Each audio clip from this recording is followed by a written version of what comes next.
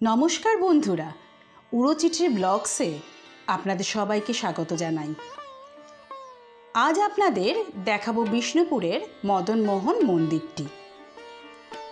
মল্লরাজ দুর্জয় সিংহ 1694 খ্রিস্টাব্দে এই মন্দিরটি প্রতিষ্ঠা করেন। এই মন্দিরটি একরত্ন মন্দির স্থাপত্যের একটি অনন্য উদাহরণ, যা মধ্যযুগীয় বাংলায় বিকশিত রত্নশৈলীর অন্তর্গত। মন্দিরটি একটি পাথরের তৈরি বিরাট কাঠামোর উপর নির্মাণ করা হয়েছে। পুরো মন্দিরটি ইট ও মাকড়া পাথর দ্বারা নির্মিত। মন্দিরটি দৈর্ঘ্য ও প্রস্থ 12.2 মিটার এবং উচ্চতা 10.7 মিটার। চারপাশ উঁচু প্রাচীরে ঘেরা।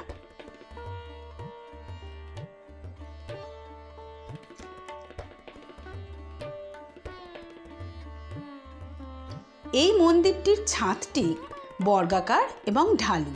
ছাদের মাঝখানে একটি গম্বুজ সহ মিনার রয়েছে।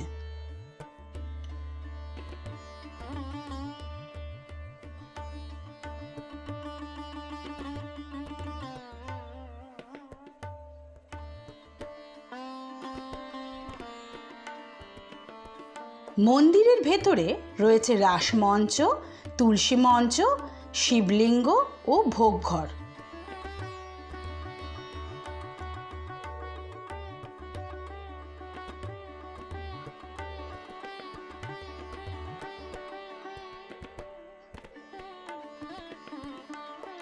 মদনমোহন ঠাকুরের নিত্য সেবা, রাস, দোল, ঝুলন ও জন্মাষ্টমীর বিশেষ তিথিতে এখনও এখানে মহা সমারোহে নামযজ্ঞ ও পূজার্চনা করা হয়।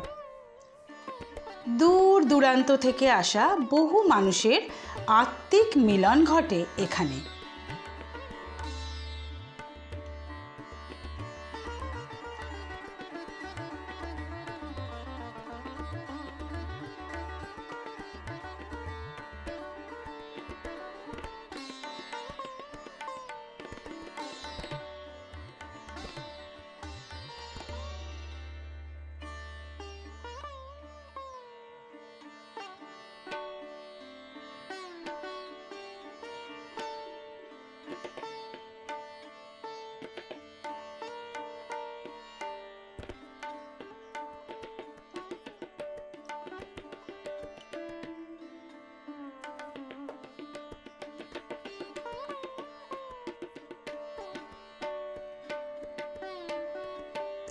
বাংলার স্থাপত্যশৈলীর বিভিন্ন অলঙ্করণ শোভিত আছে এই মন্দিরের প্রতিটি দেওয়ালে। দেওয়ালের নিচের দিকে পশু পাখি, কৃষ্ণলীলা, দশাবতার ও নানা পৌরাণিক কাহিনী ভাস্কর্যে রূপায়িত হয়েছে। মন্দিরের উপরের দিকে আছে যুদ্ধ দৃশ্য।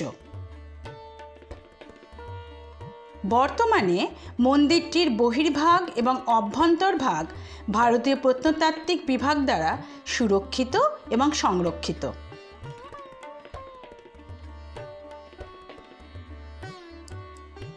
যদি এই উপস্থাপনাটি আপনাদের ভালো লাগে, তাহলে আমাদের এই চ্যানেলটিকে অবশ্যই সাবস্ক্রাইব, লাইক, শেয়ার ও কমেন্ট করবেন।